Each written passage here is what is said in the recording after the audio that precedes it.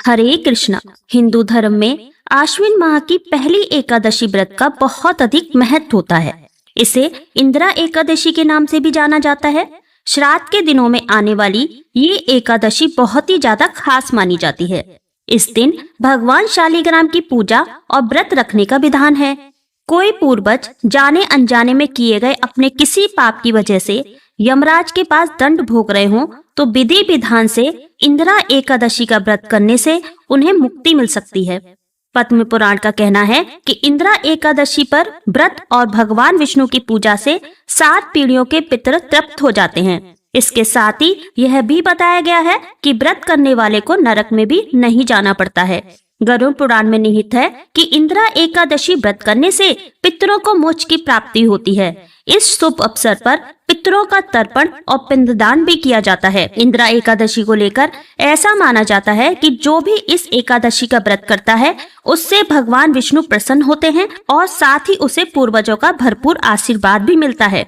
इस बार आश्विन महीने के कृष्ण पक्ष की एकादशी तिथि 17 सितंबर बुधवार को 12:21 से और यानी कि यह 16 सितंबर मंगलवार की देर रात का समय होगा से प्रारंभ हो रही है, जिसका समापन 17 सितंबर बुधवार को रात 11:39 पर होगा। बुधवार को पूरा दिन ही एकादशी तिथि रहेगी, इसलिए इस बार इंदिरा एकादशी का व्रत केवल 17 सितंबर दिन बुधवार को ही रहेगा।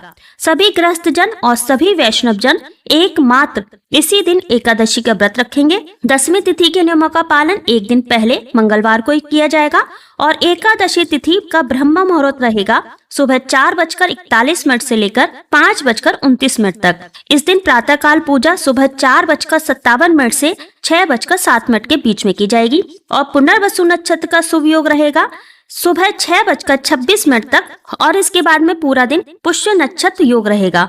यह योग पूजा के लिए या पितृ संबंधी कार्यों के लिए बहुत ही शुभ माने जाते हैं। द्वादशी तिथि 17 सितंबर बुधवार को रात 11:40 से शुरू होगी। इसी के साथ ही हरिवासर का समय भी शुरू हो जाएगा और द्वादशी तिथि का समापन होगा गुरुवार को रात 11:24 पर और गुरुवार को ब्रह्म मुहूर्त रहेगा सुबह 4:42 से लेकर 5:30 तक। इस दिन प्रातः काल पूजा आप सुबह 4:57 से लेकर 6:07 के बीच में कभी भी कर सकते हैं। सूर्योदय रहेगा सुबह 6:18 पर और गुरु पुष्प योग सुबह रहेगा 6:32 तक। इस बार हरिवासर का समय 18 सितंबर गुरुवार को सुबह 5 बजे तक समाप्त हो जाएगा। हरिवासर के समय व्रत नहीं खोला जाता है और अगर हरिवासर के समय कोई मंत्र जपा जाए या कोई खास पूजा या उपाय किया जाए तो उसका शुभ फल जल्दी प्राप्त होने की संभावना होती है। इस बार इंदिरा एकादशी व्रत खोला जाएगा 18 सितंबर दिन गुरुवार को और पारण का शुभ मुहूर्त रहेगा सुबह 6:18 से 8:30 तक। तो वैसे तो सूर्योदय के बाद जितनी जल्दी हो सके व्रत खोल लेना चाहिए, लेकिन क्योंकि गुरुवार को पूरा दिन द्वादशी तिथि रहने वाली है, इसलिए जो भी भक्त किसी कारण से सुबह का व्रत ना खोल पाए वो दोपहर में 1:30 से 3 बजे के बीच में कभी व्रत खोल सकते हैं। वैसे तो इंदिरा एकादशी के व्रत में अन्य एकादशी व्रतों की तरह पूजा की जाती है, लेकिन अंतर सिर्फ इस बात का है कि आज के दिन शालिग्राम भगवान की विशेष पूजा की जाती है। जो भी भक्तगण एकादशी का व्रत धारण करते हैं उन्हें एकादशी व्रत के लिए, जो कि 10वीं के दिन से ही व्रत के नियम का पालन करना चाहिए। 10वीं तिथि के दिन सूर्यास्त होने से पहले ही शुद्ध और सात्विक आहार ग्रहण करना चाहिए। इसलिए भविष्ययान भोजन करने का विधान है, जो कि गेहूं, जौ, मूंग, शक्कर, काली मिर्च, गौ, घी आदि का प्रयोग करके आप एक समय भोजन ग्रहण कर सकते हैं और शाम को अच्छी प्रकार से दांत साफ करके रात्रि ब्रह्मचर्य का पालन करते हुए भगवान विष्णु की और एकादशी व्रत का स्मरण करते हुए 10वीं की रात्रि सो जाना चाहिए। इस दिन इंदिरा एकादशी के दिन पितरों के निमित्त श्राद्ध तर्पण करते हो तो 10वीं तिथि के दिन ही उनका श्राद्ध तर्पण करके अगले दिन, जो कि निराहार व्रत धारण करना चाहिए।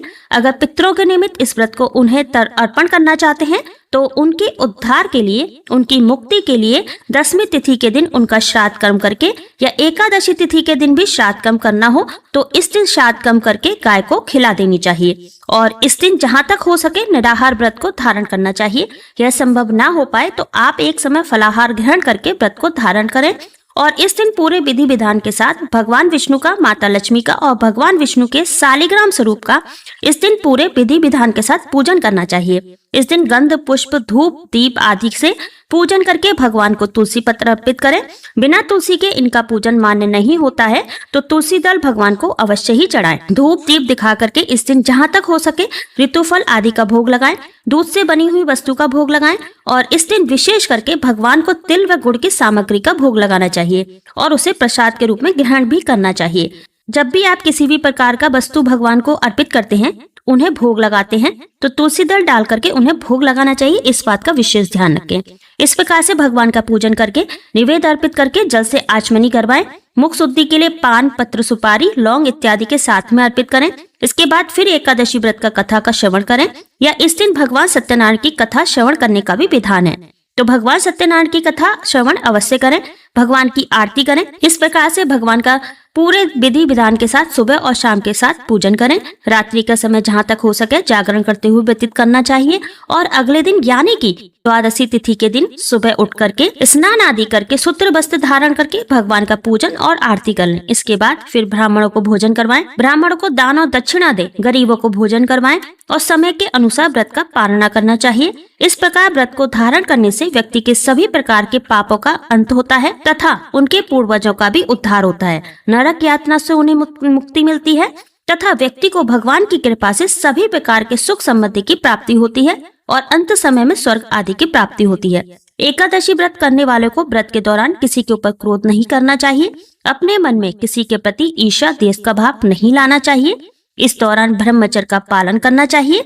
जहाँ तक हो सके भूमि पर शयन करना चाहिए। व्रत के दौरान किसी का अपमान न करें। कोई याचक अगर आते हैं तो उन्हें अपनी श्रद्धा भक्ति भाव के साथ और सामर्थ्य के अनुसार उन्हें दान दक्षिणा देना चाहिए। दसवीं के दिन और एकादशी के दिन जो कि चावल ग्रहण नहीं करना चाहिए, आप द्वादशी के दिन जाकर के पारण करने के बाद फिर चावल ग्रहण कर सकते हैं। व्रत के दौरान जहाँ तक हो सके ओम नमो भगवते वासुदेवाय नमः या श्री कृष्ण गोविंद हरे मुरारी का अवश्य ही नाम जाप करना चाहिए।